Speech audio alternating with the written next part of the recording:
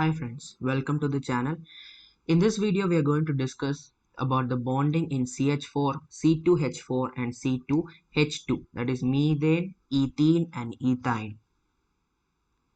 So first let us discuss about the bonding in CH4. So first let us find out the hybridization of the carbon atom in CH4. So the hybridization of carbon atom in CH4 is sp3. Very simple because it makes 4 sigma bonds and no lone pair, therefore the hybridization is sp3. Now I'm going to write the configuration. I'm going to write the configuration of carbon here: 2s, 2px, 2py and 2pz. I'm skipping the 1s. Okay, so here in 2s there will be 2 electrons and here you have 1 electron in both of them. Now carbon in its excited state,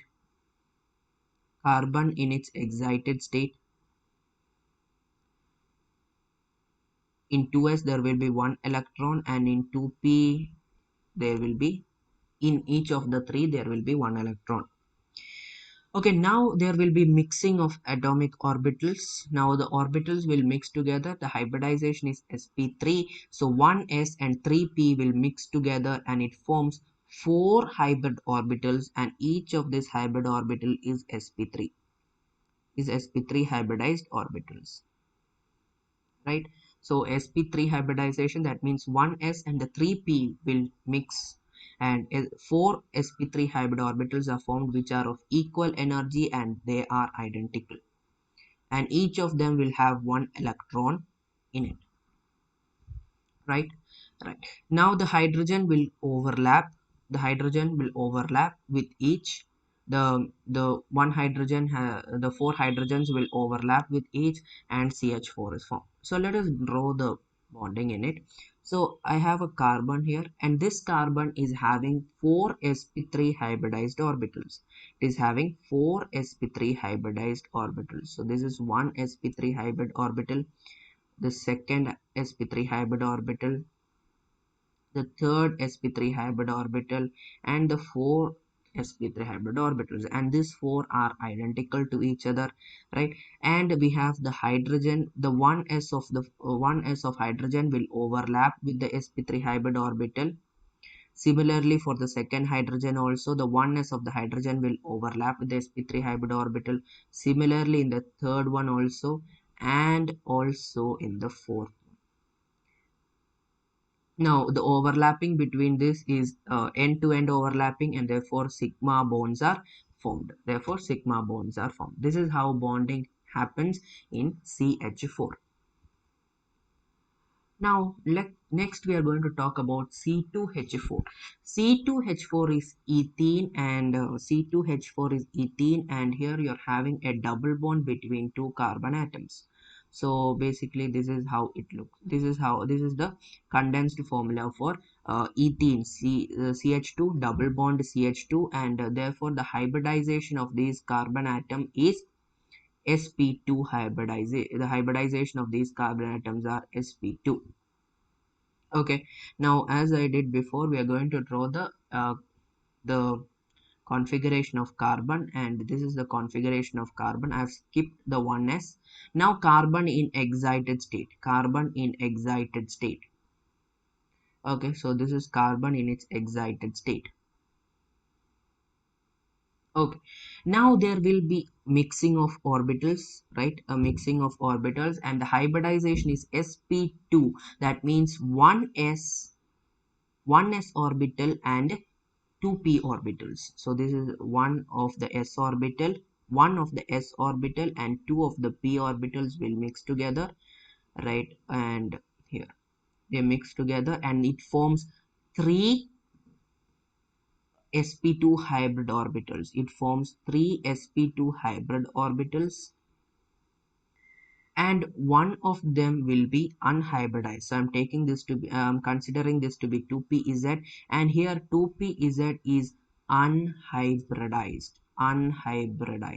2pz is unhybridized. Okay, so the 2pz will remain unhybridized and it plays a very important role. Now in each of them you have one electron each, right?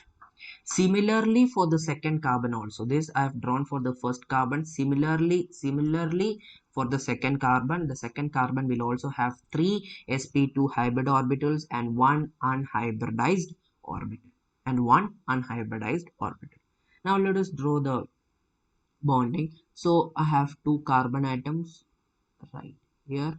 There are two carbon atoms, and the first carbon atom is going to have three sp2 hybrid orbitals. So this is the first one, the first sp2 hybrid orbital, and then I have the second sp2 hybrid orbital and the third sp2 hybrid orbital.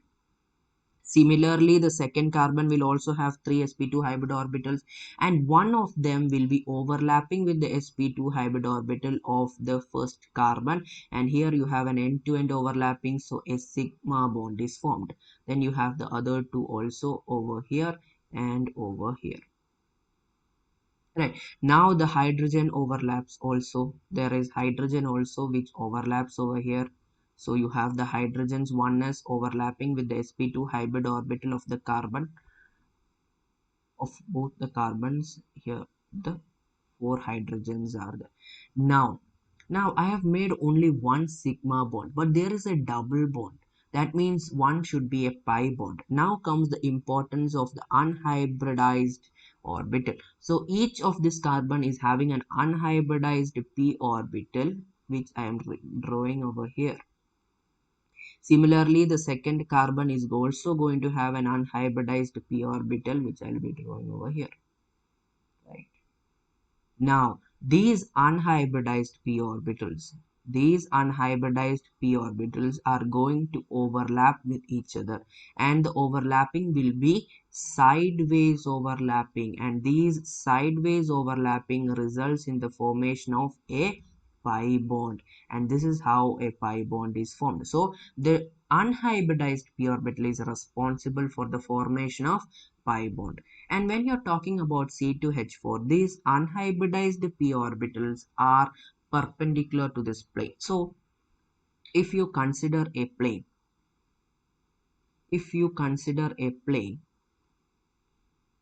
in this plane, there are two carbon atoms which are bonded to each other, and in the four corners there are hydrogens. So for now, not representing the hydrogens.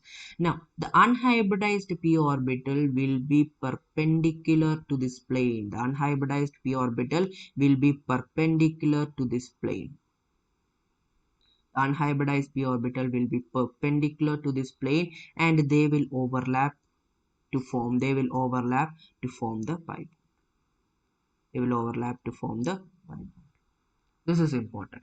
Now, okay, so the two carbons and the four hydrogens will be in a plane, and the unhybridized orbitals of each carbon will be perpendicular to the plane. This unhybridized p orbital of the carbon will be perpendicular to the plane. Okay. Okay. Now look, this is one plane, and these unhybridized p orbitals are in another plane, are in a perpendicular plane, and these unhybridized p orbital will have electrons, and these electrons are known as pi electrons because they are these electrons are known as pi electrons because they are the electrons present in the pi bond. So these electrons are known as pi electrons. Now, these electrons will be available to the attacking reagent because they are perpendicular to the plane. So they are more available to attacking reagents. This is a very, very important point. They are more available to attacking reagents. So attack can easily happen to the pi electrons. So pi electrons can easily be attacked. Okay, now let us discuss the same case in the case of C2H2. Now, in the case of C2H2, there is a triple bond between the carbon atoms. So carbon triple bonded with carbon, and there are two hydrogens. Now, talking about hybridization of each carbon atom is sp hybridized.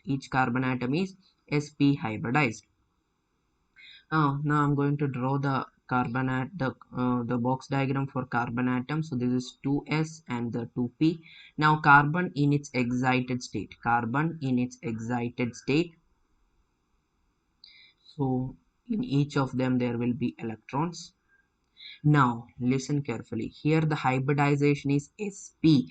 Hybridization is sp. So the one of the s and one p will be overlapping with each other to form two hybrid orbitals which are sp hybridized. So two hybrid orbitals which are sp hybridized are formed, and two orbitals are unhybridized. Two orbitals are unhybridized. Let's take it as 2py and 2pz. Here are unhybridized. They are unhybridized. This is very, very important. This is very important. They are unhybridized.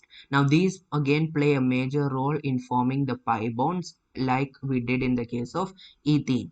So now if you try if we try to draw the bonding, so we have the two carbon atoms. Now the two carbon atoms are going to have two sp hybrid orbitals. So this is one and the second one. Okay, now the second carbon atom will also be having the same, and one of them will be overlapping with the sp of the first carbon atom. And here we have, now the hydrogen comes into play. The hydrogen comes into play and it is going to overlap. The oneness of the hydrogen will be overlapping with the sp hybrid orbital of each carbon atom. Now each of this carbon atom is having two unhybridized orbitals. It's having two unhybridized orbitals. So one will be in one axis. Let's take this to be the x-axis. Then the other will be in the perpendicular axis. That is, let's take it to be the if this is the y-axis, then let's take it to be the z-axis. Okay, so this is going to be the second unhybridized orbital. Similarly, the second carbon atom will also have two unhybridized orbital, and the two of them will be in perpendicular axes. Okay, here we go. Now now now the purple ones will overlap with each other. The purple ones will overlap with each other and form one pi bond, and the blue ones will also overlap with each other. The blue ones will also overlap with each other and form the second pi bond. So here there will be two pi bonds and there is one sigma. So the purple ones overlap with each other to form one pi bond, and the blue ones also overlap with each other to form the second pi bond. Okay, so if this carbons is in one plane, these two unhybridized orbitals will be in a perpendicular plane, and they will, and the electrons, the pi electrons will be what will be available for attacking, will be available to the attacking reagents.